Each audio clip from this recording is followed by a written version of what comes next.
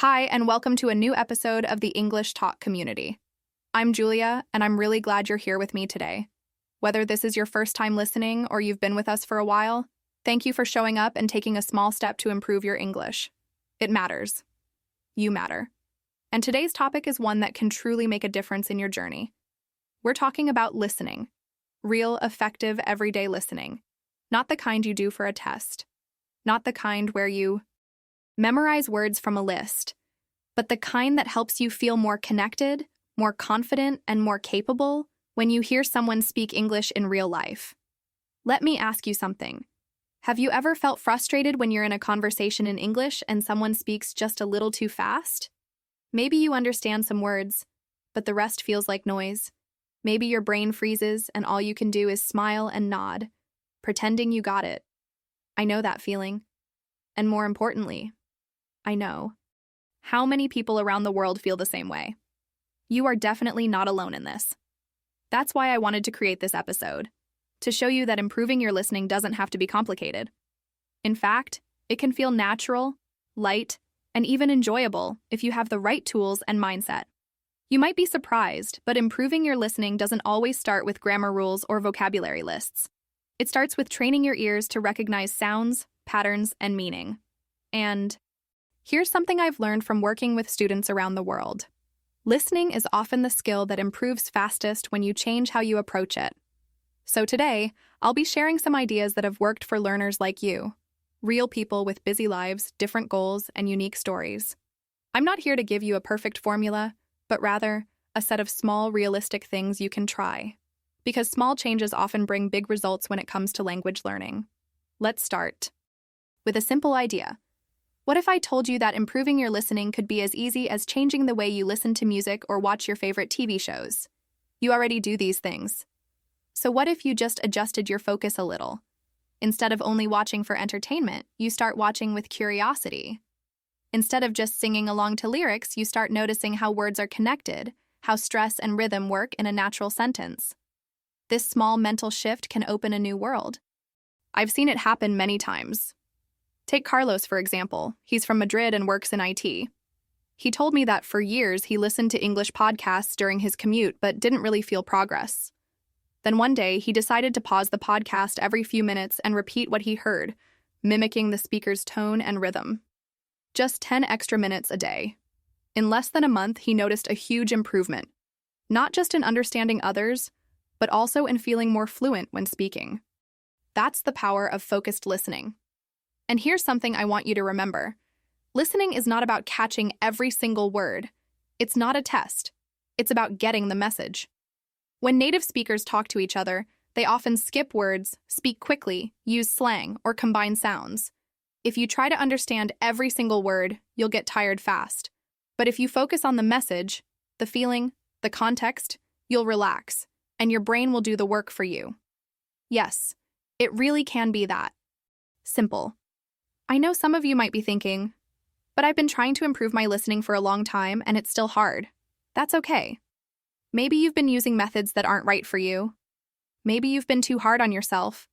Or maybe no one ever told you that it's okay to slow down, to repeat, to make mistakes. That's why we're here. This community is about learning in a way that feels human. No pressure to be perfect. Just progress, step by step. So I invite you to think about your current listening habits. When do you listen to English? What kind of content do you choose? Are you truly focused, or is it more passive? There's nothing wrong with passive listening. Background audio can help. But we'll talk today about how just a few minutes of active listening can make a big difference. We'll also talk about techniques like shadowing, using subtitles strategically, and choosing the right content level for your current stage. One more thing. You might be surprised at how fast your ears can learn once you stop trying to understand everything and start noticing patterns instead.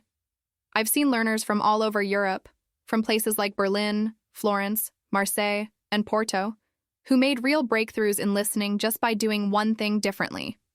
And what's beautiful is that their stories are so different. Some used music, others podcasts, and some even improved by listening to simple YouTube conversations while cooking dinner. Whatever your background, I want you to know this. You are capable of understanding more English than you think. Sometimes the only thing standing in the way is the belief that you need to be perfect. But you don't. You need to be curious. You need to be consistent. And you need to be kind to yourself in the process. Before we go deeper, let me ask you for a small favor. If this topic speaks to you, if you've ever wished you could understand English more easily in real conversations, please take a second to like this episode and subscribe to the English Talk community. When you do that, it helps more learners from around the world discover this content. It's a small action, but it creates a ripple. And maybe, somewhere out there, another learner just like you will find the support they've been needing. You're not learning alone. This is a global community, and every time we come together to learn, we grow stronger. So whether you're listening while walking through the streets of Paris or relaxing in your apartment in Munich, know that your journey matters. You're not behind. You're exactly where you need to be. And today, we're going to take one step forward, together. Let's start by opening up to new ways of listening, by being present with the sounds of English, and by learning to trust the process. It's not about hearing more, it's about hearing better. And I'll be right here with you through every step. Let me share a story with you about someone I had the chance to speak with recently. Her name is Marta. She's a 28-year-old nurse from Barcelona who moved to Dublin to work at a busy hospital. Before moving, she had studied English for years. She completed grammar courses, did vocabulary drills, and even passed a language proficiency exam. On paper, her English was strong. But when she arrived in Ireland and began working alongside native English speakers, everything changed. The real-life conversations she faced every day at work felt fast, unpredictable, and overwhelming. And suddenly, all the 5 years of study didn't seem to help in the ways she had hoped. In her first few weeks at the hospital, Marta struggled a lot. She told me she would walk into a room, listen to her colleagues talk, and feel completely lost. During patient handovers, her supervisors spoke in a rush, using medical terms, idiomatic expressions, and a rhythm of speech she wasn't used to. She would catch a few words here and there, but couldn't connect the meaning fast enough. And then the anxiety kicked in. She would freeze. She worried she would make a mistake or miss an important instruction, so she began to avoid conversations unless absolutely necessary. She kept her answers short and safe. Yes, okay, I understand, became her go-to phrases, even when she didn't fully understand. She wasn't lacking motivation. She was just overwhelmed. She started to question everything she had learned. Why can I read English articles and understand them, she asked me, but I can't follow a simple conversation at work? That question is so common among learners, and maybe you've asked yourself the same thing. The truth is, written English and spoken English are two different languages in many ways, and no one had ever taught Marta how to train her ears, not just her brain, for real fast, emotional, messy spoken English. After 2 weeks of this daily frustration, Marta decided she had to try something different. She couldn't keep going home every day feeling defeated. She was tired of the stress, the constant guessing, and the emotional toll it was taking. That's when she came across a tip online that completely shifted her perspective. Stop translating in your head.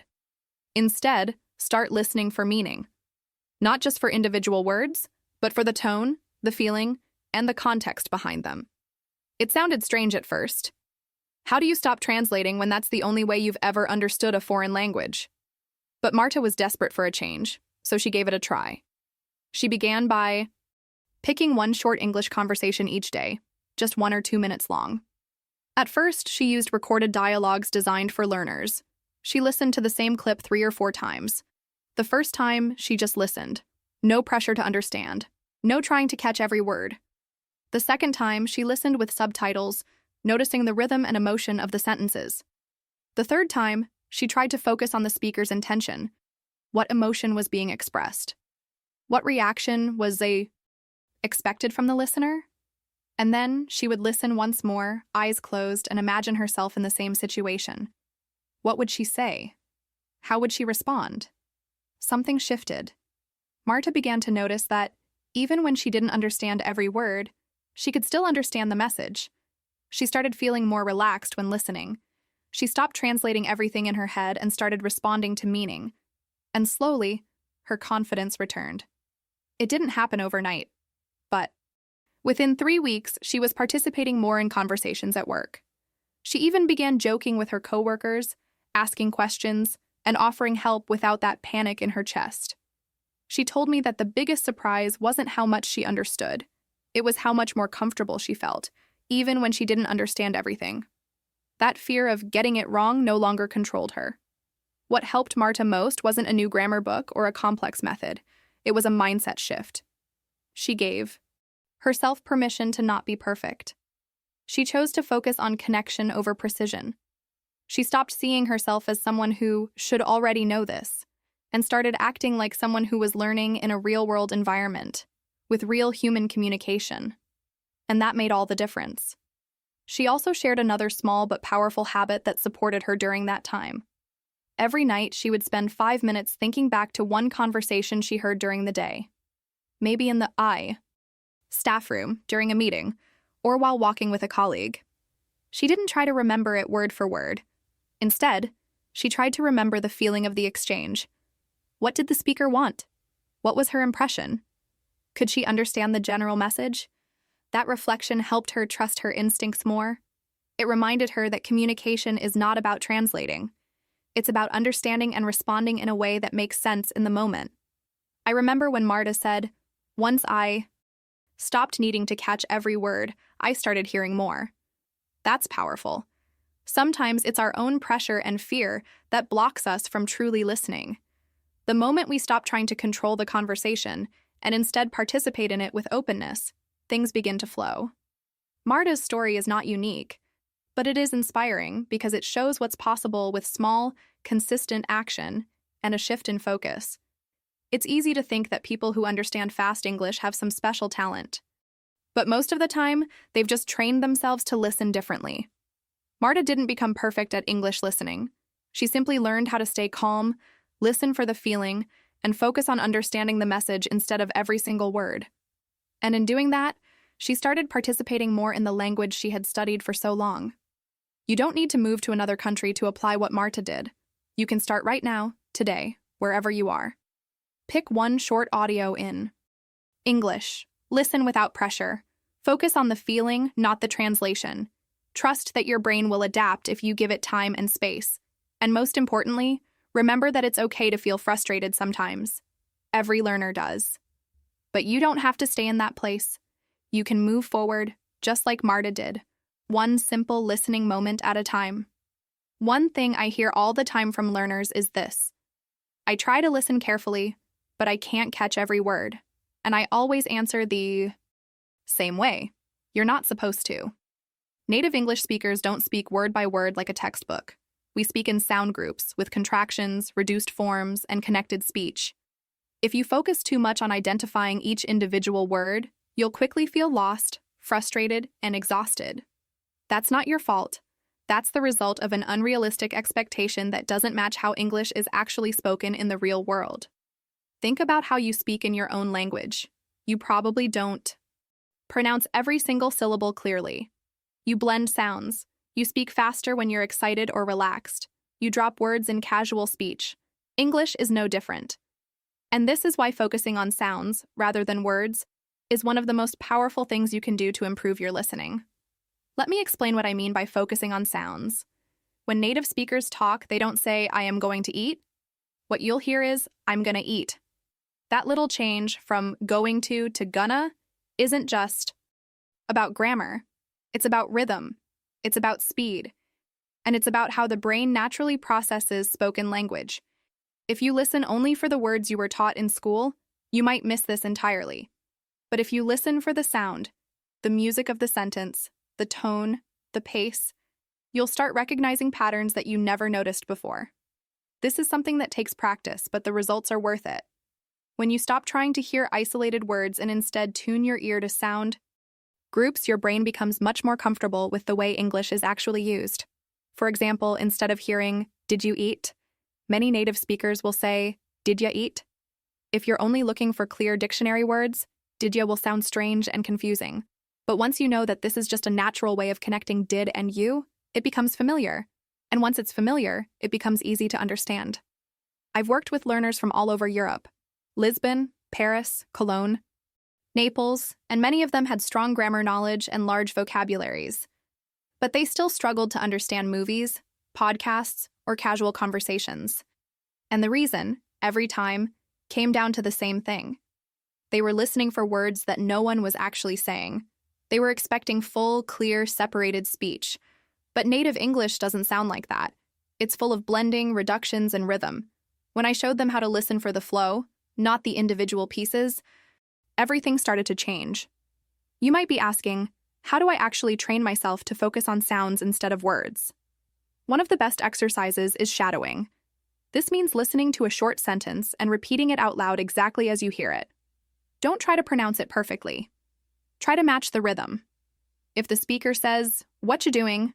don't change it to, "What are you doing?" Just repeat what you hear. Feel the way the sounds move together. Let your mouth practice that movement.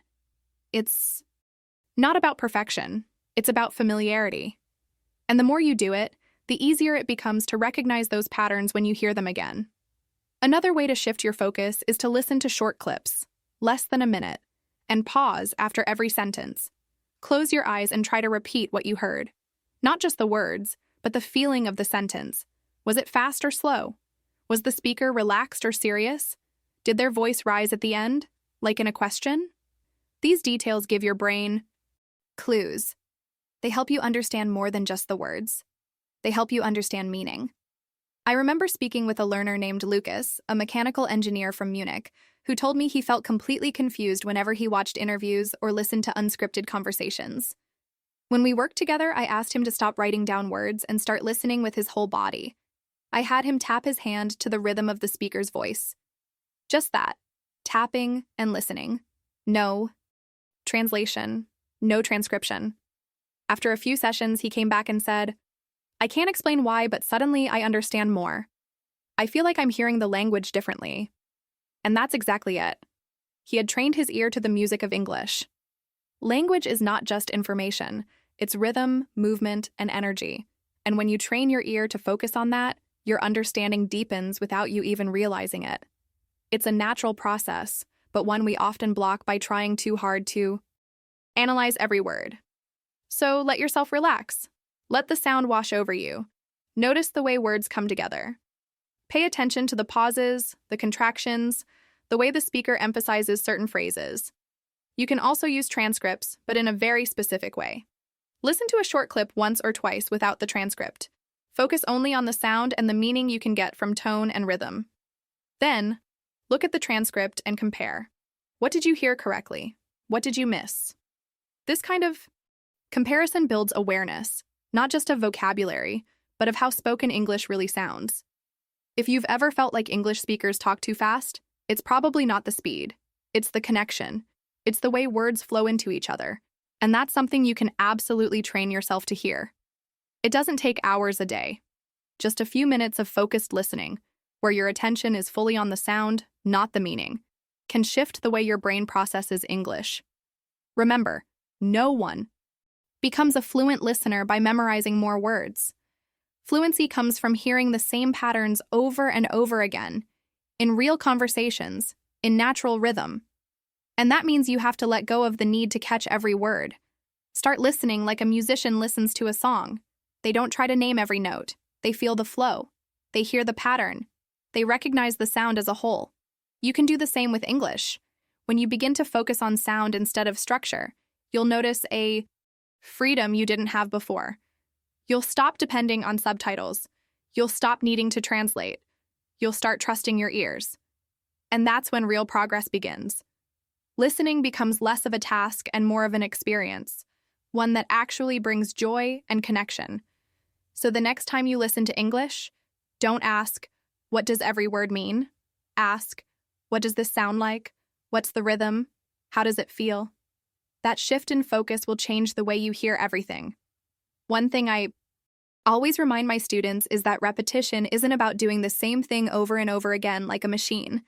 It's about going deeper each time you come back to the same material. Repetition with purpose, with intention, is one of the most effective ways to train your brain for English listening. When people hear the word repetition, they often imagine something boring and mechanical. But real learning happens when repetition is meaningful. When you give each repetition a different focus, You create layers of understanding that build your confidence and your listening skills at the same time. Let me show you what I mean. Imagine you have a 1-minute audio clip, a short conversation between two friends talking about their weekend plans. You listen to it once. The first time, just listen. Don't worry about catching every word. Don't try to write things down. Just let the sound wash over you. What do you notice? Is the tone casual? Do they sound excited, relaxed, tired? This is your first layer of understanding, emotional tone. It helps your brain start to connect sounds with context, which is something native speakers do naturally. Then you listen again. This time, focus on key words. What are the main words that stand out? You don't need to understand every word in the sentence. Often, understanding 5 or 6 words is enough to guess the full meaning. This is how your brain learns to fill in gaps when listening, and it's a crucial skill for real conversations where people speak quickly and naturally.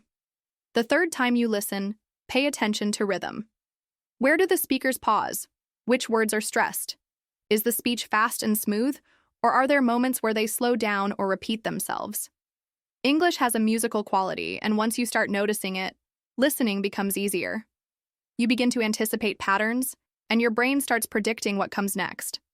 And if you listen a 4th time, you might try repeating along with the speaker, what we call shadowing. This helps you not only with listening, but also with speaking. You're training your muscles and your ears at the same time. Even if you don't catch everything, repeating the rhythm and stress gives you a stronger connection to the natural sound of English. Repetition with different focus points makes listening active, not passive. You're not just hearing, you're training. Let me tell you about Samira, a young woman from Marseille who recently started working in tourism. She already had good reading skills in English, but she always felt nervous when talking to international visitors. She would often miss parts of their sentences and then panic. I suggested she start with just one short listening clip per day, no longer than a minute. But instead of listening once and moving on, I told her to go deeper. Every day she listened to that one clip at least 3 or 4 times, each time with a different goal. First for emotion, then for keywords, then for rhythm, then for imitation. At first, she thought it was too slow. She wanted to move on to new material quickly. But after 1 week, she realized something had changed. She could understand faster speech without freezing. She no longer needed subtitles to follow a simple conversation. She started recognizing patterns she hadn't noticed before. And the best part? She told me she actually began to enjoy listening because it felt less like a test and more like music. Repetition works best when you don't rush.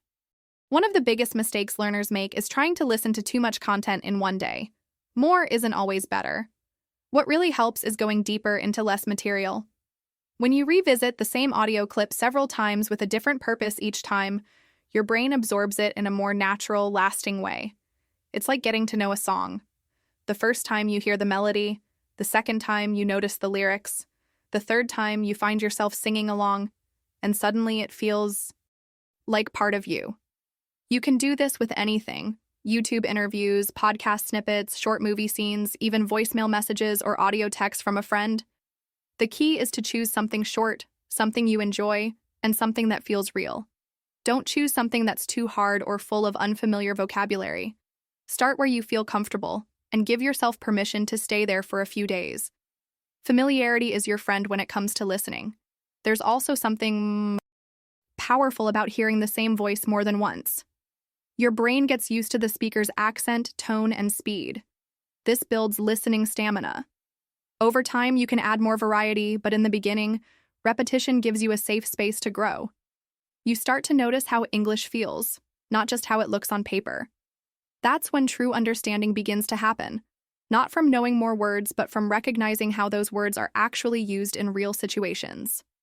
Another learner I worked with, Marco from Florence, told me that he used to get discouraged because every new podcast episode felt difficult.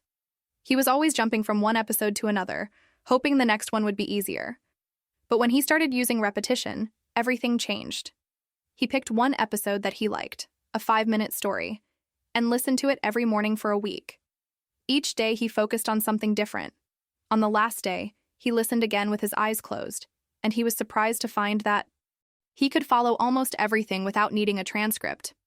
That one story gave him more progress than 10 random episodes had before. What I love about repetition is that it helps you build confidence quietly, without pressure. It's not about being perfect. It's about noticing more, remembering more, and feeling more connected to the language. You're not just learning English, you're living it, one small piece at a time. And with every repetition, that piece becomes a little more yours. So, when you find a listening clip that speaks to you, don't rush to move on. Stay with it. Let it become familiar. Let it become easy. Let it become something you feel, not just something you understand. Listening is not a race. It's a relationship. And like any relationship, it grows stronger when you spend time with it. Repetition is how you build that connection. Repetition, when done with purpose, becomes the bridge between confusion and clarity. It's not about listening more. It's about listening better. And you already have everything you need to begin. Let me introduce you to Andre.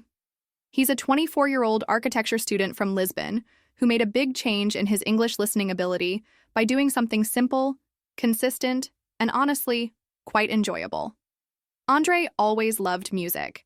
Every day he commuted to university by metro, and like many students, he passed the time listening to his favorite songs. At first, it was just something he did for fun. Nothing serious, just a way to relax before or after classes. But over time, something interesting happened. He realized that some of the songs he had listened to over and over again were starting to make sense. Not just the chorus or the common phrases, but entire verses. Full lines of lyrics were beginning to feel familiar. And that's when he decided to turn music into a daily listening practice. Andre had studied English in school and had a solid foundation in grammar and vocabulary, but like many learners, he struggled when it came to real-time listening. During lectures in English or group discussions at university, he found it difficult to follow. People spoke too fast. They used words in unfamiliar ways, and sometimes it felt like everyone else was ahead of him. He understood more when reading, and he could write well, but listening always made him feel one step behind.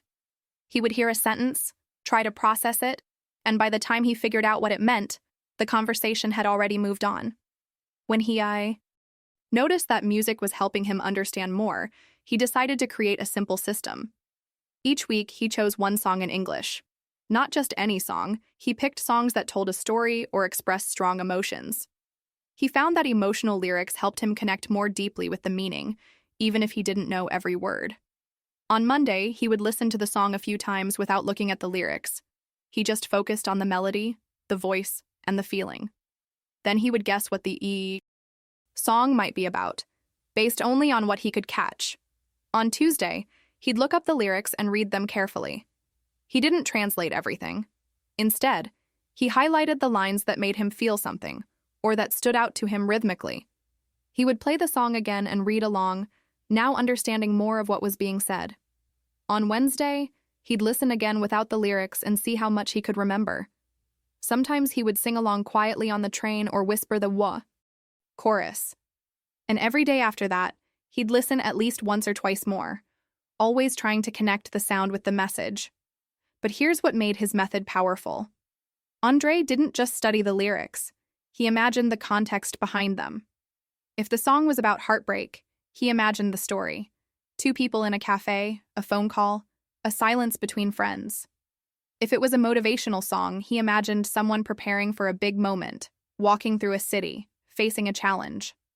These little stories made the language real to him. He was no longer just hearing English, he was feeling it.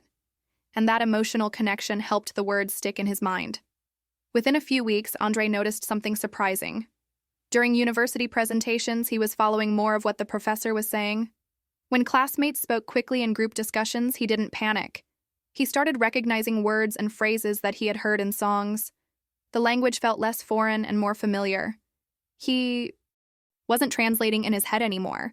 He was just listening and responding naturally.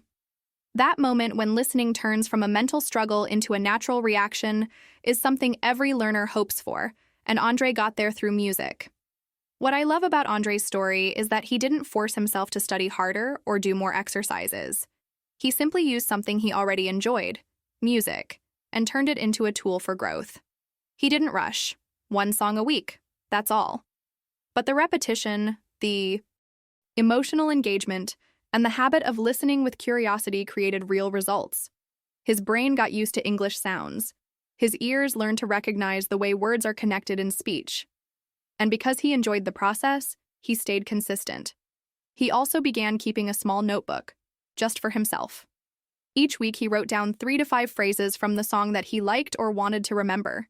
He didn't write full definitions, just the phrases, sometimes with a note like, sounds, poetic, or reminds me of a movie scene. These small observations helped him notice how English is used in everyday expression, not just in academic or formal language. That awareness began to show up in his own speaking, too. His sentences became more natural, more expressive. He started using words with better rhythm and flow, not because someone told him to, but because his ears had been trained to hear it through music. Another thing Andre shared with me is that listening to songs made him feel less afraid of making mistakes. Music gave him permission to enjoy the language. When a singer uses slang or breaks grammar rules for rhythm, it shows that English is flexible. That understanding gave him the freedom to speak with more confidence. He no longer waited until he had the perfect sentence in his mind. He started speaking with what he had, trusting that the right words would come, just like they do in a song. Music has a way of connecting memory, emotion, and language. And when used intentionally, it becomes more than just entertainment. It becomes a daily opportunity to practice listening without pressure. For Andre, music created a bridge between study and real communication. It helped him go from understanding only textbook English to recognizing real-life speech. And the best part? He still listens to his weekly songs, even now. It's part of his routine. Sometimes he even teaches new English phrases to his classmates by sharing lines from a song that moved him or made him laugh. His story reminds me that you don't need expensive programs or complex routines to improve your listening. You need curiosity, consistency, and a little creativity. If there's something you love, music, movies, short stories, use it. Make it part of your learning. Let it become your tool, your teacher, your daily practice. Just like Andre did, one song at a time. Subtitles are one of the most popular tools for learning English, but the way you use them can make all the difference. I often speak with learners who tell me, I always watch with subtitles, but I still don't understand real conversations. And when I ask which subtitles they're using, they usually say subtitles in their native language. That's where the problem begins. If you rely on your first language while watching something in English, your brain keeps translating, and it never learns to link English sounds directly to meaning. That translation loop slows down your progress and makes real-time understanding harder. But when you use English subtitles the smart way, they become a powerful training tool. They help your ears recognize patterns. They build your vocabulary. And they support your brain in connecting the spoken word to its actual meaning in English. Let me walk you through a simple strategy that works. Start with a short video, no more than 3 to 5 minutes. Don't choose a movie or an hour-long episode. Your goal isn't to watch passively. Your goal is to train your listening with focus and intention. So pick something short. It could be a vlog, an interview, a clip from a talk show, or even a scene from a TV series. Now watch it once with English subtitles. But instead of reading everything quickly, slow down and pay attention to the way the words sound. Notice how the written form matches the speaker's pronunciation. Are there contractions? Are words blended together? Is something being said differently than you expected? Then play the same video again, but this time without subtitles. Just listen. Let your brain work a little harder. You'll be surprised how much more you understand after that first viewing with subtitles. Because your brain has already seen the words once, it's now prepared to recognize them by sound. That process of hearing and seeing the same information from 2 angles is what builds real listening skill. You're not just memorizing, you're training your brain to listen and understand in real time. Another thing I recommend is writing down short phrases that you recognize during the video. Not full sentences, just phrases that stand out. Maybe the speaker says, "You know what I mean?" or "Let's be honest," or "I'm not sure about that." These are everyday expressions that you might hear often in real conversations. By writing them down, you begin to collect a bank of useful phrases that your ears will start to recognize faster and faster. You'll also start noticing how the same phrases appear in different accents, tones, and speeds. That's how your listening becomes more flexible. I remember a learner named Sophie from Lyon who used this technique with cooking shows on YouTube. She loved watching chefs explain their recipes in English, but in the beginning, she had trouble understanding because of the background noise, the fast talking, and the informal language. I suggested she watch one episode in parts, first with English subtitles, then without. She chose a 3-minute segment where the chef was describing how to prepare a sauce. She watched it with subtitles and wrote down phrases like a pinch of salt, stir it gently, and bring it to a boil. Then she watched it again without subtitles and repeated the phrases out loud as she heard them. She told me that by the third viewing, she didn't need subtitles anymore. She was hearing the words clearly and naturally. And the best part? She remembered those phrases when she was cooking in her own kitchen. She was speaking to herself in English, repeating instructions she had learned from that video. That's real-life learning. It's not about perfection. It's about creating little moments of connection between sound, meaning, and personal experience. Another important tip: if you watch something and feel overwhelmed by the speed or the vocabulary, slow it down. Most platforms allow you to adjust the playback speed. Watch at 75% or even 50% the first time. Slower speed doesn't mean easier. It means more time for your brain to process. Once you feel more confident, go back to normal speed and listen again. This kind of repeated exposure, especially when subtitles support your first view, is what creates lasting understanding. You can also create your own practice sessions using subtitles. Choose a short video with English subtitles and turn it into a mini lesson. Watch once with subtitles. Then write down 3 new words or phrases. Pause and repeat the phrases out loud. Then listen again without subtitles and see if you can recognize the same phrases in the natural flow of speech. This cycle, watch, write, repeat, review, takes less than 10 minutes but gives you high-quality listening practice that actually moves you forward. What's important here is that you don't treat subtitles like a crutch. They are not meant to carry you through the entire video from start to finish, word by word. They're meant to guide you once, and then step back so your brain can take over. If you always depend on subtitles, you'll never develop the habit of listening independently. But when you use them strategically, first to introduce the sound and meaning, and then to support your review, they become a stepping stone toward true fluency. There's also something rewarding about recognizing phrases in a show you love. If you're watching a comedy or a drama and suddenly realize you understood a joke or a fast exchange without reading subtitles, that's a breakthrough moment. Those little wins build your confidence and make you want to keep going. And every time you watch a video with English subtitles, you're giving your ears and brain another chance to sync up with the language. You're not just listening, you're learning how English feels, how it moves, and how it communicates beyond the words. I often say that subtitles are like training wheels on a bike. They help you balance in the beginning, but at some point you need to take them off and ride freely. That freedom comes when you trust your brain to do more of the work. Start with subtitles, use them smartly, but also give yourself space to listen without them, to make mistakes, to guess, and to grow. What I've seen from learners across Europe, from Hamburg to Seville to Milan, is that the ones who improve fastest are not the ones who watch the most content. They're the ones who interact with the content they watch. They pause, they repeat, they write down useful phrases, they use subtitles to support their growth, not to avoid challenge. And over time, that effort adds up. If you've been using subtitles in your native language, try switching to English subtitles. If you've always watched with subtitles from beginning to end, try watching in 2 rounds, one with, one without. If you've never written anything down from a video, try choosing just one phrase to remember. These small adjustments can turn passive watching into active listening. And that's where the real progress begins. You're not just understanding English, you're becoming part of it. One of the biggest misconceptions about learning to understand English is the belief that you have to jump straight into fast conversations, movies, or native podcasts to make real progress. I hear it often. I try to watch TV shows without subtitles, but it's too fast. Or, I listen to native podcasts, but I miss so many words. And when that happens, many learners feel discouraged. They think they're not good enough or that their listening skills are just weak. But what they're missing is this important truth. Your brain needs time to adapt to speed. You can absolutely train your ear to understand fast English, but you don't have to start there. In fact, starting with slower English is one of the smartest, most effective ways to build the foundation you need. When you listen to slower English, like the pace I use here in this podcast, you give your brain space to process.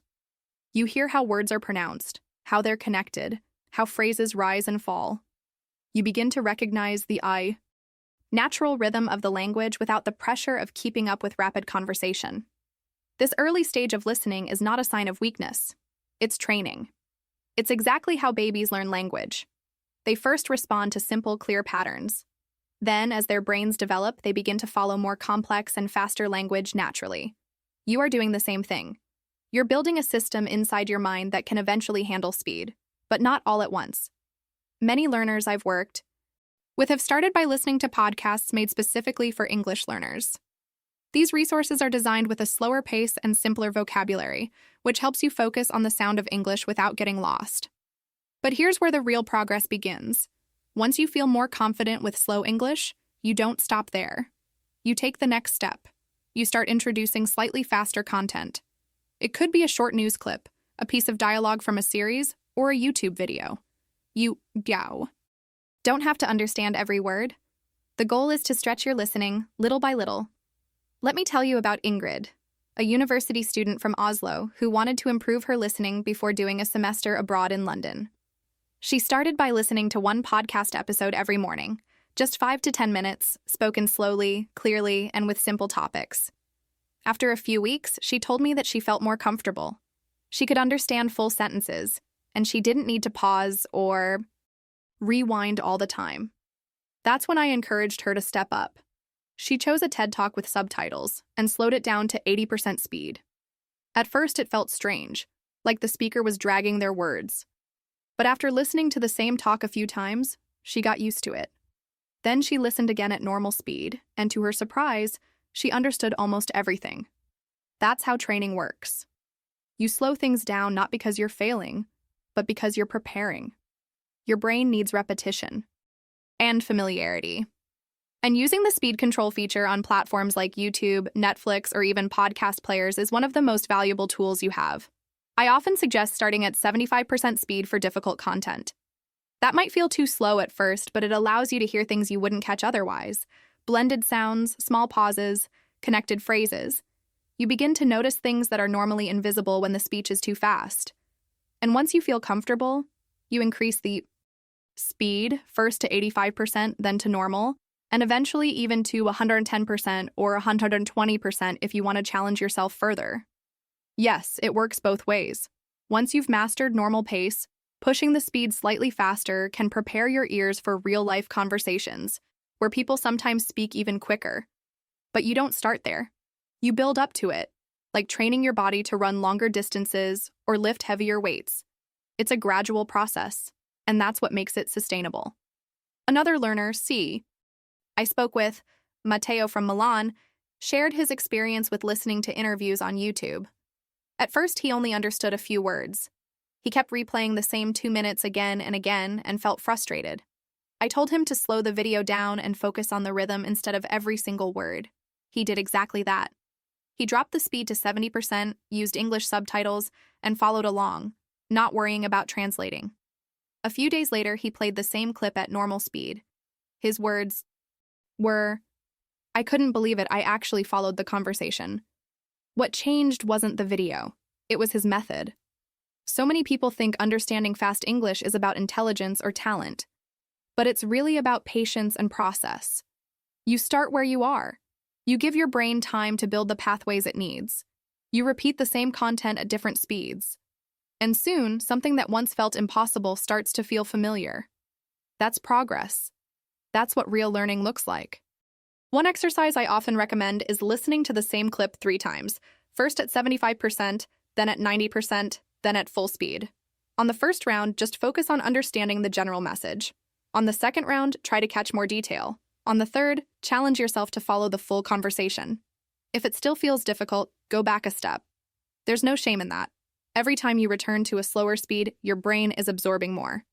Each cycle brings new awareness. It's also helpful to combine slow audio with speaking practice. Try repeating what you hear at slower speed, matching the tone, stress, and flow. This helps train your muscles and your memory. And once you feel more confident, try doing the same with faster audio. The transition from slow to fast becomes smoother when your mouth and your ears are learning together. You're not failing when you slow it down. You're being intentional. You're creating space for your mind to grow. And that's what separates those who stay stuck from those who move forward. Learning to listen at real speed takes time, but it's absolutely possible. The tools are already in your hands. You just need to use them wisely. So whether you're just beginning or already at an intermediate level, remember this: slow is not weak. Slow is where skill begins. Use learner podcasts, beginner-friendly videos, and slow dialogues to build your base. Then, step by step, challenge yourself with faster content. Use the speed control, repeat short clips, and keep your focus clear. You are not just learning to hear English, you are training to understand it. And every moment you spend doing that, even at a slower pace, brings you closer to fluency. One thing I always emphasize with my students is the difference between passive and active listening. It's easy to feel like you're improving your English just by having a podcast playing in the background or watching TV shows while doing something else. And yes, passive listening has its place. It can help you get used to the sound of English, train your ear slowly, and build familiarity. But if your goal is to understand native speakers clearly, speak with more confidence, and develop strong listening comprehension, then passive listening alone isn't enough. Real progress comes when you shift from just hearing English to truly listening, actively, with focus and intention. Active listening is not about sitting for hours with difficult audio and feeling overwhelmed. It's about choosing a short, manageable amount of time, just 5 to 10 minutes a day, and giving that moment your full attention. Think of it like training a muscle. If you do one focused, intentional workout every day, you'll get stronger much faster than if you casually walk around the gym.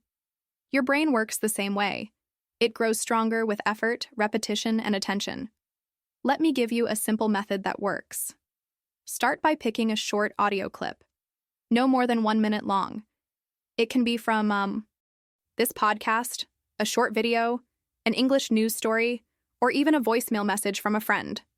The key is to choose something that feels natural and not too complicated. Listen once, without doing anything else. Just listen. Then, listen again. But this time, take notes. You don't need to write down everything. Just the key words or expressions that stand out. Maybe a sentence that you liked or something that made you curious. This helps you engage with the material more deeply. Then, for your third listen, try repeating what you hear out loud. This is called shadowing. You don't need to be perfect. The goal is to match the rhythm, the intonation, and the stress of the speaker as closely as possible. You can pause after every sentence or try speaking along with the audio in real time. This kind of focused repetition not only improves your listening, but also your pronunciation and fluency. Your brain and mouth start working together, and you begin to feel the language instead of just studying it. I once worked with a learner named Helena from Porto, who loved listening to English podcasts while cleaning her apartment. She said it made her feel productive, like she was multitasking and learning at the same time. And she was, in a way. But she noticed that even after months of listening passively, her understanding didn't improve much. She could follow the general topic, but she still struggled to catch details or respond in conversations.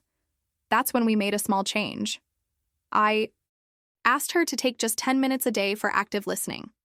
She picked one podcast episode per week and chose a short section to study every day. Each day, she listened to the same 2-minute section with full attention. She took notes on phrases, repeated sentences aloud, and sometimes even recorded herself trying to mimic the speaker. Within a few weeks, her confidence grew. She started understanding not just the general idea, but the how.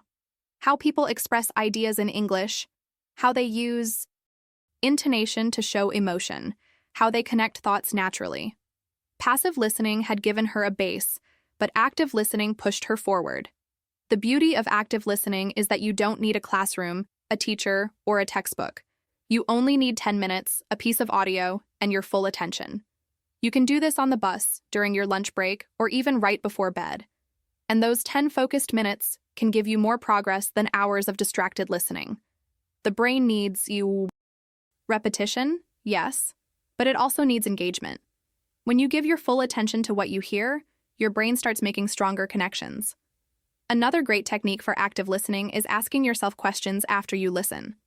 What was the speaker's main idea? What feeling did they express? Did they ask a question, give an opinion, tell a story?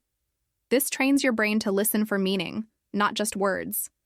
Even if you don't understand everything, you begin to listen for structure and emotion.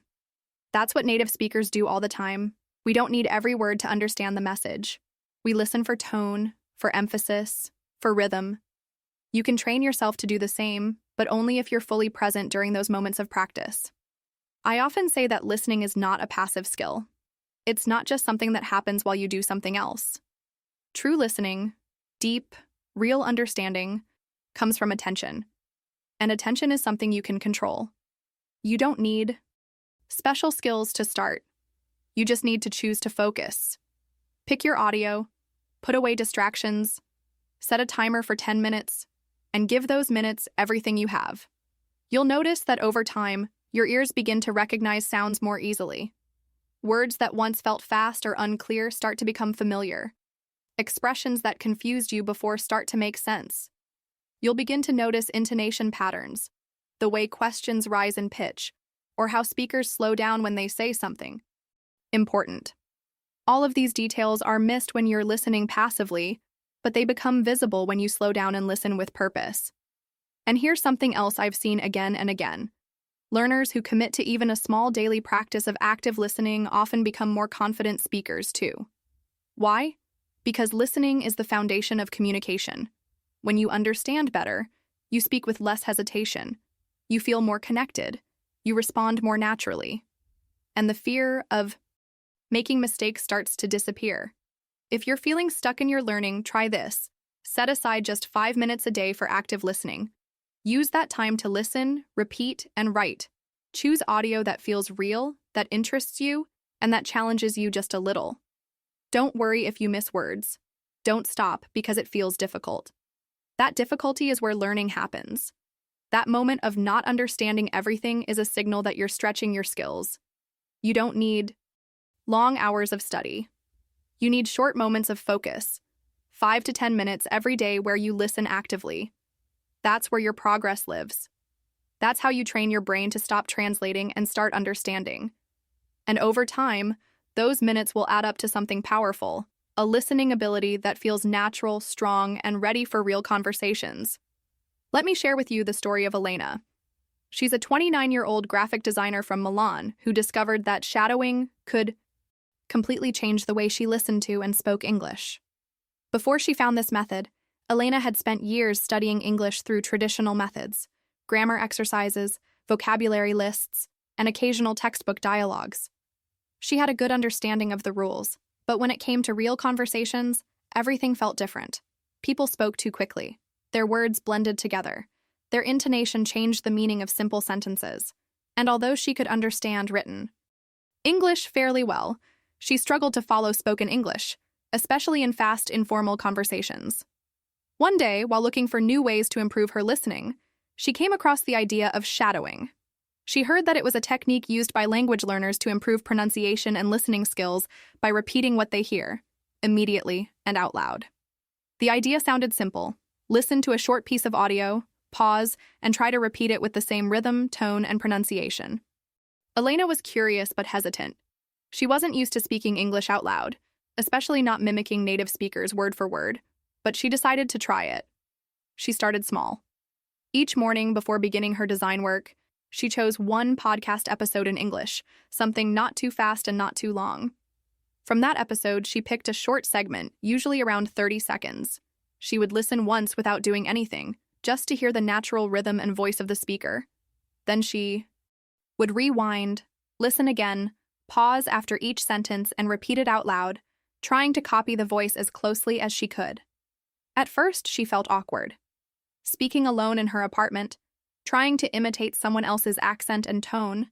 She couldn't help but feel silly. Her voice sounded strange to her ears, and she stumbled over some words, but she promised herself that she would do it every day for at least 2 weeks. On day 1, she struggled to repeat even a full sentence. The rhythm felt unnatural, and she couldn't keep up. But by day 3, something changed.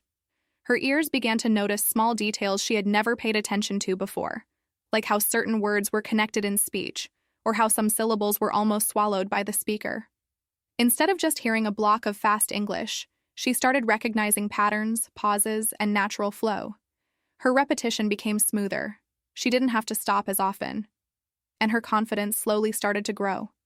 By the end of the first week, Elena found herself shadowing without needing to pause after every sentence. She could listen to 5 or 6 seconds of audio and then repeat the entire segment, almost effortlessly. She was surprised by how much her brain could retain when she focused on sound and rhythm rather than trying to translate every word. And it wasn't just her listening that was improving. Her speaking became more natural, more fluid. She started using intonation that sounded less robotic and more expressive. She told me, "I didn't expect this, but my English actually started to feel like a language I could use, not just study." What made Elena's routine work was the consistency. It wasn't complicated. She didn't use any fancy tools or spend hours each day. She committed to just a few minutes every morning, and she chose content that interested her. Topics related to creativity, art, design, and interviews with inspiring people. The connection to content she enjoyed made the practice more engaging and easier to stick with. By week 2, she began choosing slightly faster audio. Not because she had to, but because she wanted to challenge herself. She started noticing expressions and phrases that were common in everyday English, and she began writing them down in a small notebook. Phrases like, "You know what I mean," "That's a good point," and "I hadn't thought of it that way." These were not phrases she had learned in a textbook. They were the kind of language people actually use in conversation. And because she had repeated them so many times while shadowing, they began to come out naturally when she spoke. Elena also noticed that her fear of speaking had started to fade. Before using the shadowing technique, she would often stay quiet during international video calls or hesitate to contribute when speaking with clients in English. She worried about her pronunciation, her grammar, or sounding unprofessional. But after 2 weeks of repeating natural English out loud every day, she felt more connected to the language. It no longer felt like something separate from her. It felt like something she could embody. That daily practice gave her not just skills, but also trust in her own voice. One moment stood out for her. She was on a Zoom call with a client from London, presenting a design project she had been working on. For the first time, she noticed that she didn't have to translate her ideas in her mind before speaking. The sentences came out naturally, and she even used some of the expressions she had practiced during her shadowing sessions. After the call, the client complimented her communication skills and clarity. That moment stayed with her. It was proof that her method was working. What I love about Elena's story is how simple and practical her strategy was. No grammar drills, no long hours of study. Just short, focused, daily practice using real English audio and her own voice. She used what she already had, a phone, headphones, and a bit of curiosity, and turned it into a routine that made a real difference. And the best part is, she enjoyed it. Once she got past the initial awkwardness, shadowing became her favorite part of the morning. It was like a warm-up, not just for her voice but for her brain. It set the tone for her day and gave her a sense of accomplishment before her work even started. If you've never tried shadowing before, Elena's journey shows that it doesn't have to be perfect or complicated to work. All it takes is a few minutes a day, a willingness to sound a little strange at first, and the patience to let your ears and mouth adjust to the rhythm of English. Shadowing helps bridge the gap between what you understand and what you can say. It connects your listening with your speaking. And over time, it changes the way you hear English completely.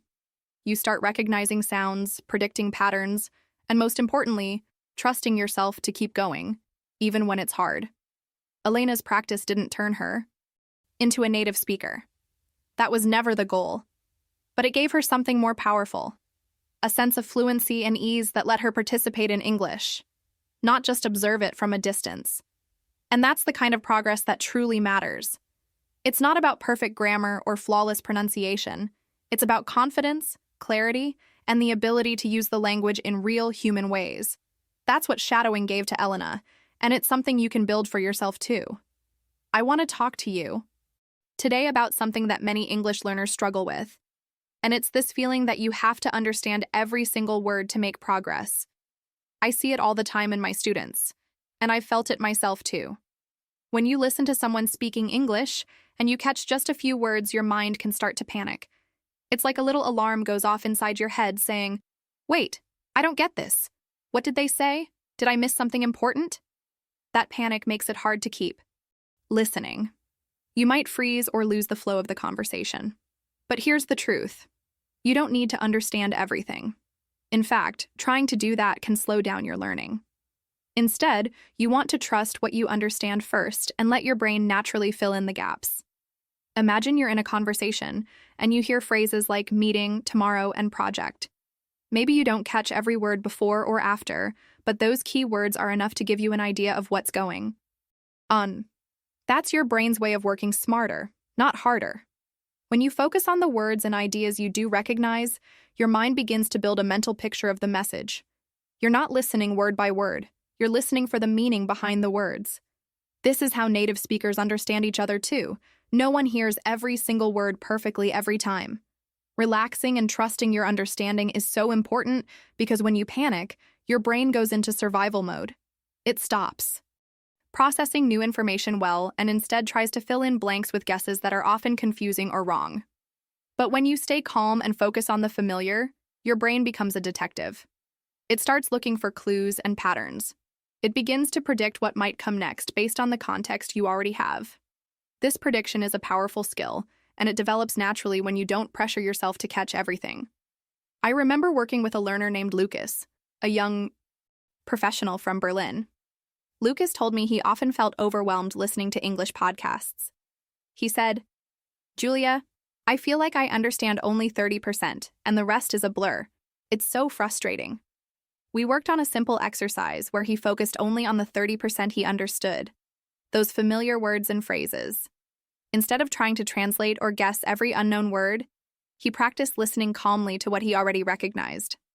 After a few days, he started noticing that his understanding actually improved. His brain began filling in the missing pieces more naturally. That's when he told me, "It's like the fog is lifting. I feel more confident even if I don't know every word." This experience is very common. Many learners feel pressure to be perfect. They think that missing a word means failure. But missing words is not failure. It's part of the process. The key is to trust your mind's ability to connect what you know with what you hear. When you relax, your brain can focus on the big picture. You start understanding the overall meaning, even if the details are fuzzy. This big picture understanding builds your confidence and makes listening feel less stressful. Another way to practice trusting your understanding is through what I call the gist listening exercise. Here's how it works. Choose a short audio clip or video in English, something with clear speech but a little challenging. Listen once or twice without worrying about understanding everything. After that, ask yourself, what was the main topic? What was the speaker's purpose? Was it a story, an opinion, a description? You don't need to know every detail to answer these questions. This exercise trains your brain to focus on meaning, not on individual words. It's important to repeat this practice regularly because your brain needs time to adjust. At first, it might feel uncomfortable to let go of the idea that you must catch every word. But over time, this relaxation brings a surprising benefit. You start hearing more. When you're calm, your ears tune in better, your brain processes sounds faster, and your overall understanding deepens. Your listening skills grow in a way that feels natural and enjoyable. You might ask, "Julia, how do I know when I should try to understand more details?" That's a great question. The answer is, it depends on your level and your goals. If you're a beginner or intermediate learner, focusing on the big picture first is the best strategy. Don't overload yourself. Gradually, as your confidence grows, you can start paying attention to more words and expressions. But always remember to keep calm. The best learning happens when you're relaxed and curious, not stressed and frustrated. Sometimes I hear learners say, "But what if I miss something important?" Yes, that can happen. But remember that communication is flexible. If you don't catch something, you can always ask for clarification or listen again. No one expects you to understand every word perfectly. Even native speakers don't do that. What matters is your ability to follow the flow, stay engaged, and respond. That's what real listening is about. So today, I want you to practice trusting what you understand. The next time you listen to an English conversation or watch a video, notice how many words you recognize. Focus on those words. Let your brain relax and fill in the rest. Imagine your mind as a puzzle solver, putting pieces together based on what you already have. You don't need to see the whole picture at once. Step by step, your understanding will grow. And remember, feeling calm and confident is part of the learning journey. When you trust yourself, listening becomes less of a challenge and more of a conversation. Your brain works better, your ears hear clearer, and your ability to enjoy English grows. It's a simple shift in mindset that makes a big difference. Keep practicing this way, and you'll find that understanding English is not about perfection. It's about trusting your natural ability to listen, relax, and connect with meaning. Every time you focus on what you understand, you're building a stronger foundation for real communication.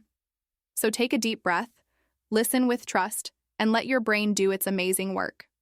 Building a listening habit is one of the most powerful things you can do for your English skills. And here's the good news.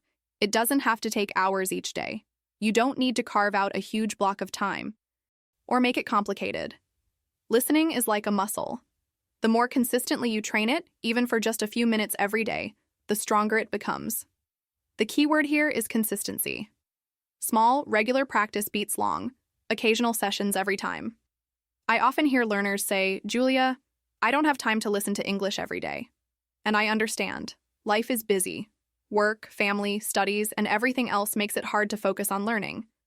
But that's exactly why building a simple, manageable habit is so important. When you set a routine, even if it's just 5 minutes, you make progress without overwhelming yourself. Think about it this way. 5 minutes a day is 35 minutes a week, and almost 2.5 hours a month. That adds up quickly.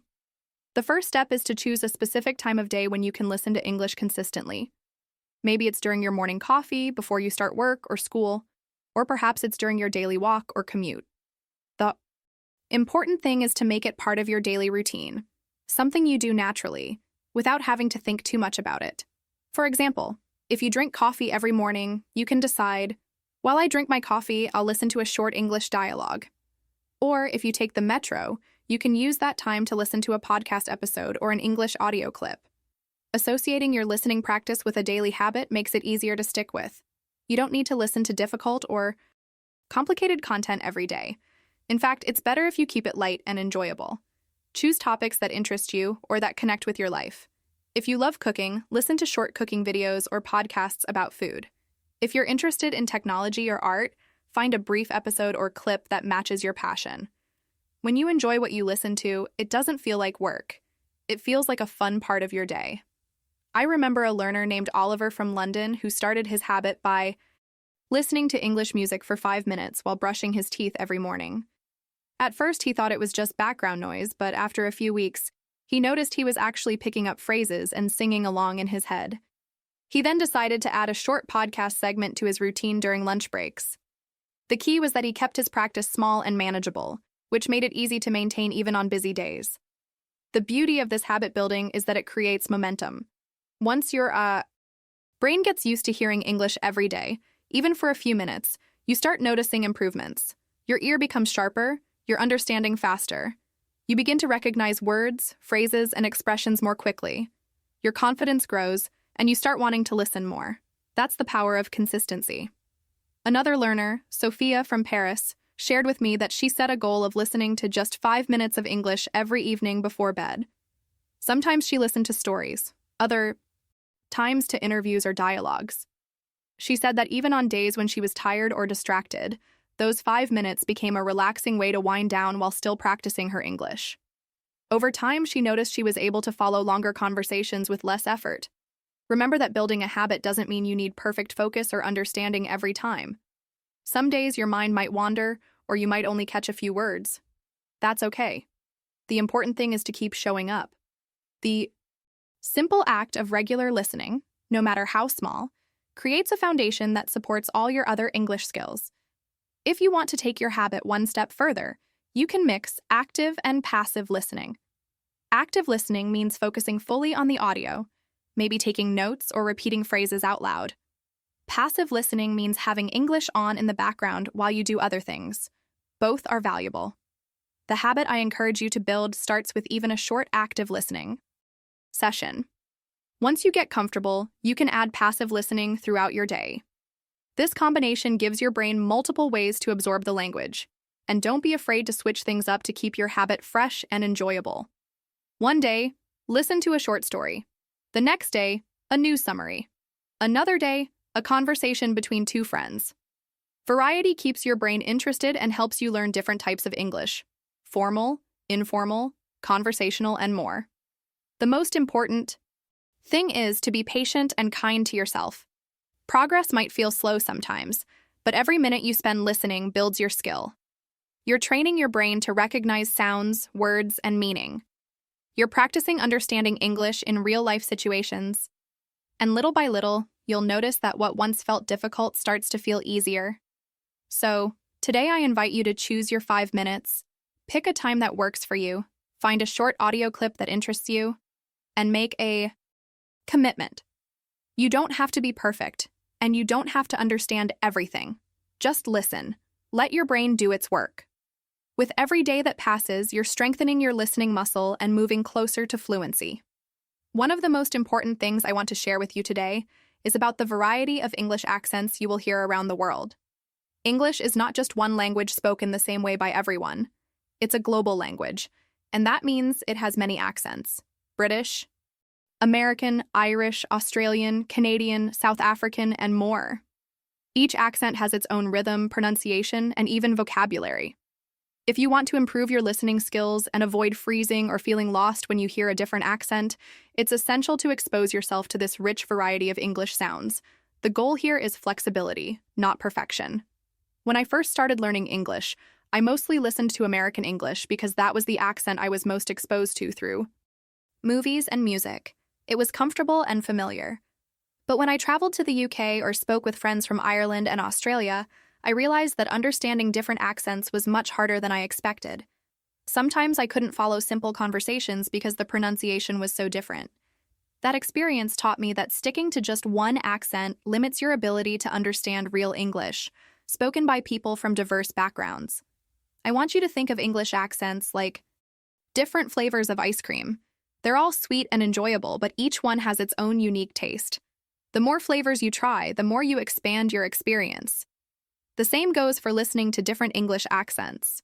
When you get used to hearing a variety of pronunciations, your brain becomes flexible. It learns to recognize patterns, sounds, and intonations that are different from what you might have first learned, but still mean the same thing. For example, a simple word like water can sound very different depending on the accent. In American English, you might hear it pronounced clearly with a T sound, like water. In British English, the T might be softer or replaced by a glottal stop, sounding more like wa-air. In Australian English, it can even sound slightly shorter or clipped. When you're only used to one way, hearing a different pronunciation can be confusing or make you hesitate. But if you practice listening to all these accents regularly, your ear gets trained to accept those differences without panic.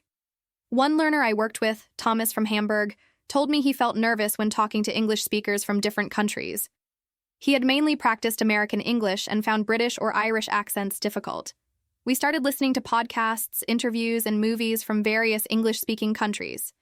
At first, he struggled. The Irish accent, for instance, sounded very fast and musical to him, and the Australian accent had some unfamiliar vowel sounds. But he didn't give up. Slowly, his brain adapted. After a few weeks, he noticed he could understand people from different regions better, and he stopped freezing when he heard new accents. That change gave him a big confidence boost. You might wonder, how do you find different English accents to listen to? The internet is full of resources. You can watch videos on YouTube featuring interviews with people from different countries, listen to international news channels, or explore podcasts from various English-speaking regions. Even songs are a great way to hear accents in a natural context. For example, listen to some British pop music, then switch to American country or Australian indie bands. Try to focus on the pronunciation and rhythm. Notice how similar and different they are at the same time. It's also helpful to include content with subtitles or transcripts when you explore new accents. This way, you can read along as you listen, which helps connect sounds to words and build understanding. Over time, try to wean off the subtitles to challenge yourself. The goal is not to memorize every word, but to get comfortable with the way the accent sounds. Another important point is not to judge accents or think one is better or worse than another.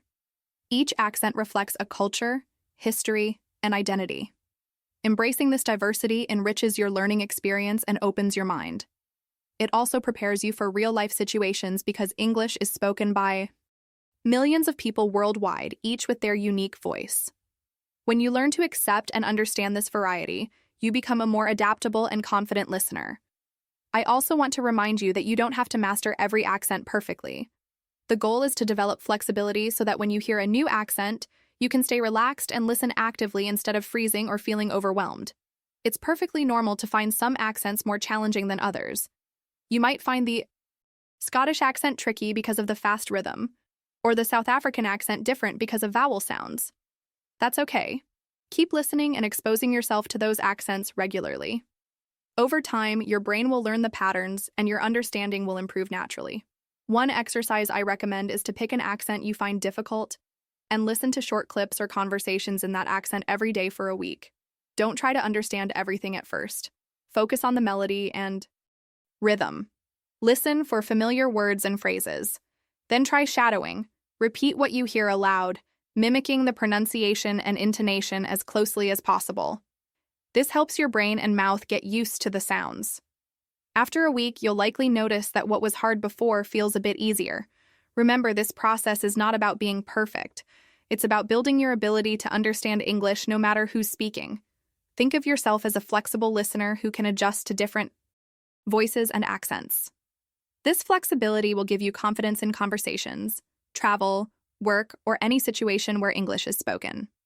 So, as you continue your English learning journey, make it a goal to mix different English accents in your listening practice. Don't stick only to one style or voice. Try British news one day, American podcasts another, and an Australian interview the next. Include Irish or Canadian content when you can. The variety will train your brain to be open, adaptable, and ready for anything. Your listening skill is like a muscle that gets stronger and more versatile with diverse exercise. By embracing many accents, you're preparing yourself for real-world English, dynamic, varied, and alive. And that preparation will make a huge difference in how naturally you understand English in everyday life. When I talk about improving your English listening skills, one of the most powerful tips I can share with you is to visualize the situation while you listen.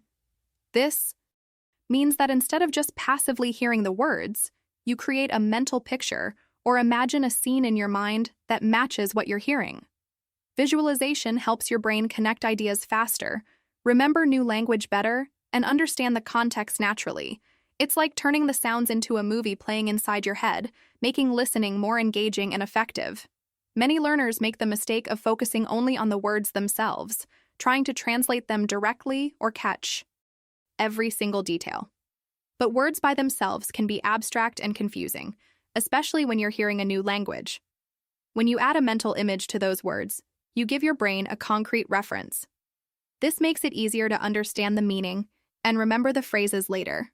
For example, if you hear someone saying, "I'm waiting at the bus stop," instead of just thinking about the words, try to imagine the scene, where the bus stop is, what the weather is like, if there are other people around.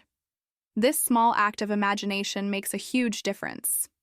Let me share with you a story about a learner named Sophie from Lyon, France, who found visualization changed the way she listened to English. Sophie loved listening to podcasts and watching videos, but she often felt lost in long conversations or interviews. She would hear words but struggle to connect them into a full meaning. One day, I suggested she try visualizing the scenes as she listened. At first, she wasn't sure how to do it, but she gave it a try with a simple dialogue from a podcast. As the speakers talked about going to a restaurant, Sophie imagined the setting, the table, the waiter, the menu, the people ordering food. She pictured herself in that restaurant, hearing the conversation as if she were there. That small change made her listening much easier.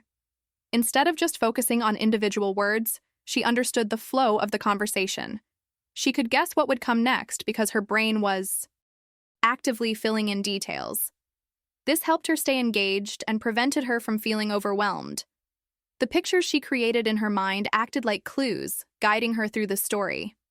Over time, Sophie noticed that she was able to follow longer dialogues and even remember new vocabulary better. Visualization works especially well with stories, dialogues, and daily conversations, types of content that naturally have a setting, characters, and actions. When you listen to a story, try to see the characters, their expressions, and what's happening around them. Imagine the colors, sounds, and emotions.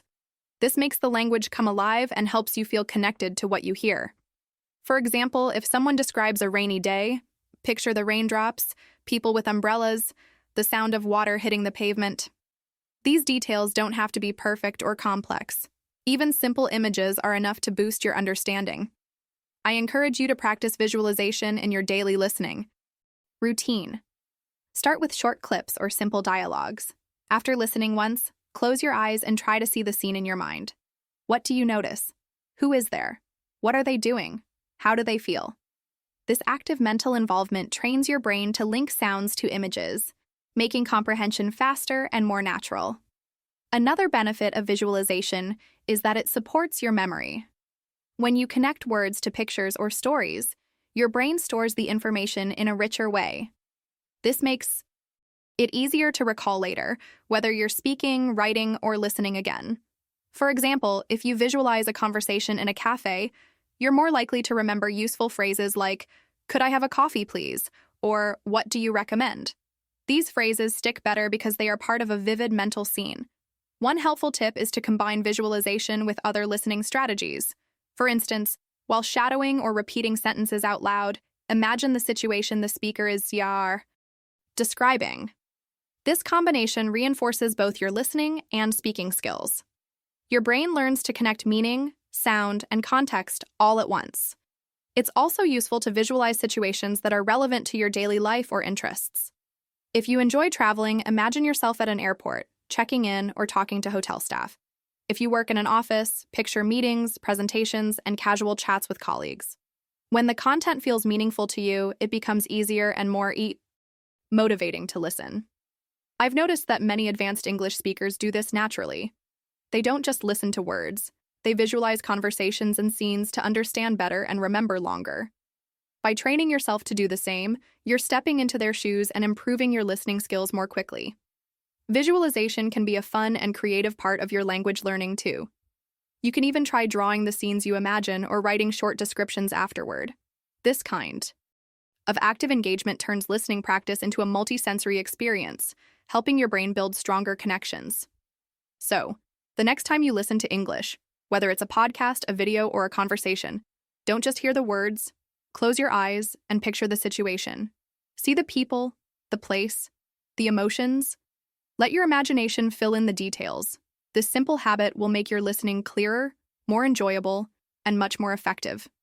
Your brain loves stories and pictures, and when you use them, your English listening skills will grow naturally and confidently. When it comes to improving your English listening skills, one of the most important pieces of advice I can give you is to choose content that matches your current level. It might seem obvious, but many learners make the mistake of jumping into difficult podcasts, movies, or videos that are way beyond their understanding. When that happens, instead of feeling motivated, they often feel overwhelmed and discouraged. Listening to something too advanced can leave you confused and frustrated, making it harder to stay consistent. That's why it's essential to find materials where you understand about 70% of what you hear. This way, you challenge yourself enough to grow, but don't stress yourself out. Why 70%? This percentage is a sweet spot for language learning because it means you already know a good part of the words and structures, but there's still room to learn new vocabulary and phrases. When you understand too little, say 30% or 40%, your brain has to work too hard to fill in gaps, and it's easy to lose the overall meaning. On the other hand, if you understand 90% or more, the content might be too easy, and you won't be pushing your skills forward. So aim for that comfortable challenge, enough to stretch your abilities but not so much that it feels impossible. Let me tell you about a learner named Maria from Lisbon who struggled with this at the beginning of her English journey. Maria was very motivated and wanted to improve fast, so she tried to listen to popular podcasts and watch movies with native speakers. The problem was that she understood only about 40% of what they said. She felt lost and gave up easily. When we worked together, I suggested she start with simpler content, children's stories and learner podcasts designed for intermediate English students. At first, she thought it was too easy for her, but she gave it a chance. Within weeks, Maria's confidence grew. She found she could follow along, understand most of the story, and even predict what might happen next. This success motivated her to keep going and gradually increase the difficulty. Children's stories are an excellent place to start because they use simple vocabulary, clear pronunciation, and repetitive language structures. Listening to these stories is like stepping into a world where the language is easier to digest. You get to hear complete sentences, familiar phrases, and common expressions in a fun and engaging way. Plus, stories often have emotions and interesting characters, which make it easier to visualize the situation and remember the language. Learner podcasts are another fantastic resource because they are made especially for people learning English. The speakers talk slowly and clearly, and the topics are usually practical and relatable. Many learner podcasts also provide transcripts or summaries, which help you follow along and check what you understood. You can listen multiple times, focusing on different parts of the audio each time, building your understanding step by step. TV shows with simple dialogue are also a great option. Shows aimed at teenagers or young adults often use everyday language, slang, and common expressions that you can use in real conversations. Watching these shows helps you hear how people speak naturally without complicated vocabulary. You can even turn on English subtitles to support your listening, then challenge yourself to watch again without them. This way, you build your listening skills gradually and enjoy the process. Choosing the right level also helps you avoid frustration. When content is too hard, you might feel anxious, and your brain goes into survival mode, making it harder to process information. But when content is just right, you stay relaxed and curious. You can enjoy listening, pick up new words naturally, and your brain builds connections without stress. This positive experience encourages you to listen more, which is the real key to improvement. Another tip I want to share is to keep a list of your favorite listening materials that match your level. When you find a podcast episode, story, or show that you understand well and enjoy, save it. This way, you can return to it whenever you want to practice. Listening to the same content more than once is very effective because each time you listen, you notice new details and understand more. Repetition with content you like keeps your motivation high. Also, don't be afraid to experiment with different types of content. Maybe one day you listen to a short story, another day you watch a simple cooking show, and another day you try a learner podcast about travel or hobbies. Variety keeps your brain interested and helps you learn different vocabulary and expressions. But always keep the level appropriate to avoid frustration. I understand that sometimes it's tempting to try challenging content because you want to prove to yourself that you can do it. But remember, learning a language is a marathon, not a sprint. Choosing content that fits your level allows you to build a strong foundation. You will eventually be ready for harder material, but that readiness comes from consistent, stress-free practice. As you grow more comfortable with your listening, you can gradually raise the difficulty. You might start adding content where you understand 75% or 80% of the words. This slow increase challenges your brain and expands your vocabulary and comprehension without overwhelming you. It's like climbing a ladder. Step by step, you reach higher and higher. So, when you plan your listening practice, ask yourself, do I understand most of this? Is it interesting to me? Am I enjoying the process? If the answer is yes, you're on the right track. If not, try to find simpler or more engaging material. Your goal is to make listening practice something you look forward to, not something you dread. Remember, improving your listening skills is about progress, not perfection. It's about enjoying the journey and celebrating small victories along the way. Choosing content that matches your level is a simple but powerful way to ensure you keep moving forward with confidence and joy. Today, I want to give you a simple but powerful challenge. one that can make a big difference in your English listening and speaking skills. This challenge is about taking just one sentence from a short audio clip, listening carefully to it, and then saying it aloud yourself. One sentence. That's all. It might sound small, but this tiny action can build your confidence, improve your ear for English, and help you connect what you hear with what you say. You don't need to be perfect. You don't need to say it exactly like a native speaker.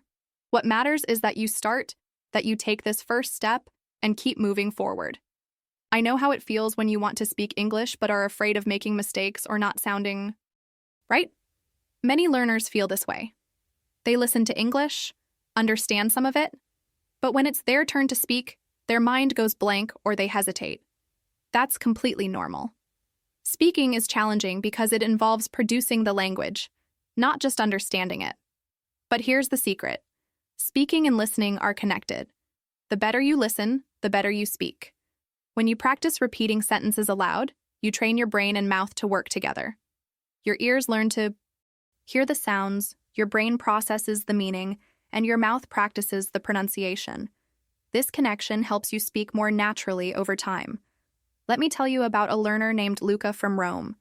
Luca was very shy about speaking English. He could listen well, but when asked to speak, he got nervous and stayed quiet. One day, I suggested he try this challenge. Pick one sentence from a podcast or video he liked, listen to it several times, and then say it aloud, focusing on the rhythm and sound rather than perfection. At first, Luca felt awkward and worried about his accent, but he kept practicing every day.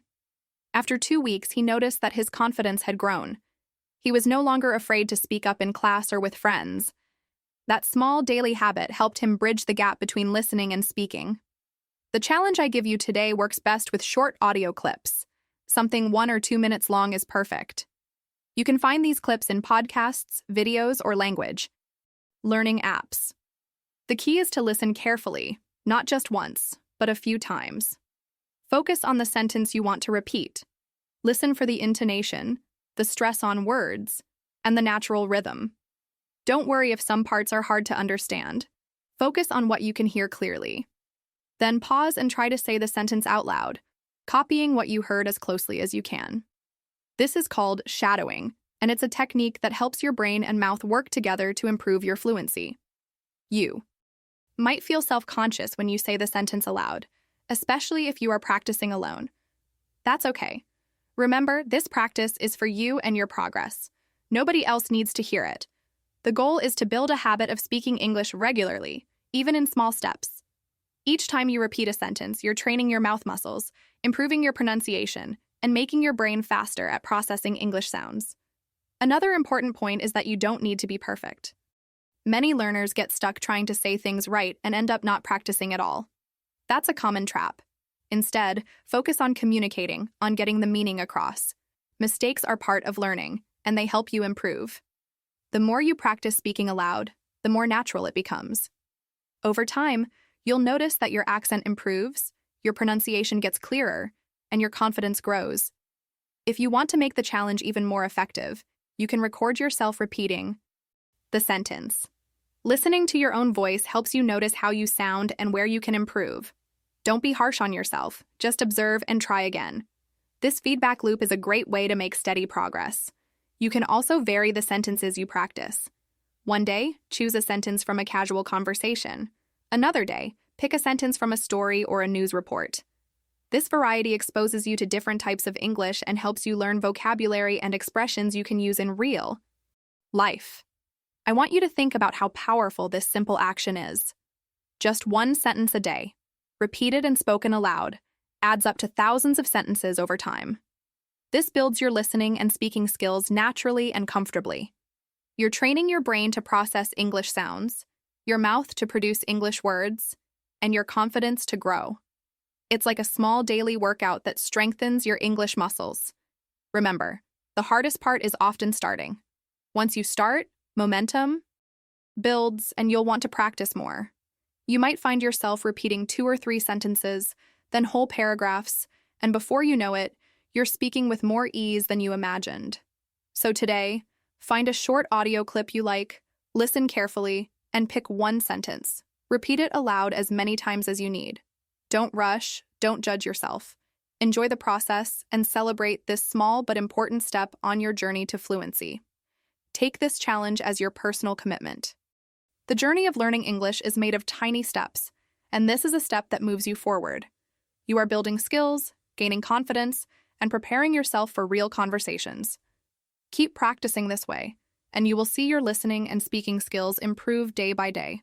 This challenge is yours. Start now, speak one sentence aloud today, and notice how powerful that one small action can be.